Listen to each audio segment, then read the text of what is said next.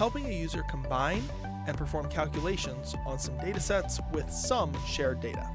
So what they provided, which actually came with pictures, that's nice, some different data sets with the same x values and different y values, and some unique x values.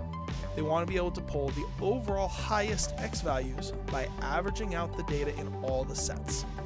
The issue they've run into, all manual versions of this are long and slow and tedious and end up with gaps in the original data sets as they move stuff around.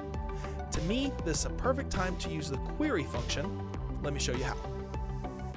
So here in my spreadsheet, I made a simple recreation of the data sets they provided.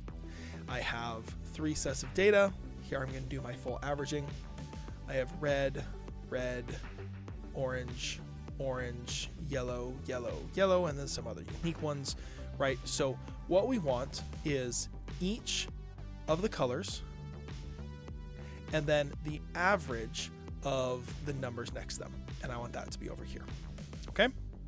So like I said, I'm going to use this with the query function because it allows us to handle a lot of this at a single time. The data I'm going to pass in is going to be a constructed array using VSTACK. VSTACK appends ranges vertically, so we can put different ranges on top of each other and then perform calculations on that entire set. My first range is going to be A2, and I'm just going to do this all the way through B so that as things are added, it continues to work. Second, D2 through E, and then G2 through H. All right? Now, if I just return this, it's going to fail because it's going to infinitely add rows to the spreadsheet. So we don't want to just close this out now. Let me at least do select all, where col1, I have to use column numbers here because when you're using a virtual array, there is no longer a column A, it's column 1 and column 2, etc. So where column 1 is not null. So I just want to return everything where there is something in that row. So this is exactly what I needed to start with. So we can see red, orange, yellow, that's this. And then red, yellow, purple, blue, that's this one, right? So it is returning the correct data. Now I want to average these values and return a single instance of each of the colors. So to do that, we're going to change my select statement to simply selecting column 1 and then the average of column 2. All right. Now that we're doing an average like this, it's going to give me an error. Add column to group by or aggregate column 1, right? Because we're returning an average of one column and all of another column. That doesn't work. We need it to be combined where it's only returning one row.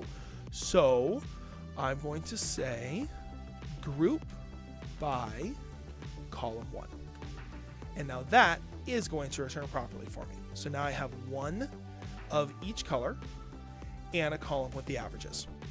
Now I can just play around with this to make this look a little nicer. So let me first make sure that this is in the correct order. We're going to order by average col2 descending so that the highest average is on top. And then I want to get rid of this header. So to do that, I'm going to use the label clause, label average col2 as a null string. And that's going to make it blank. Or it's going to actually get rid of the entire label completely. So this query function does everything they were looking for. We first gather up all the data with VSTACK. Then we select the identifier column and the average of the number column. To make this completely work, I'm using where column 1 is not null so that we don't get any blanks. We're grouping it by column 1 so that it returns a single instance of each color. And then we're sorting it by that average column.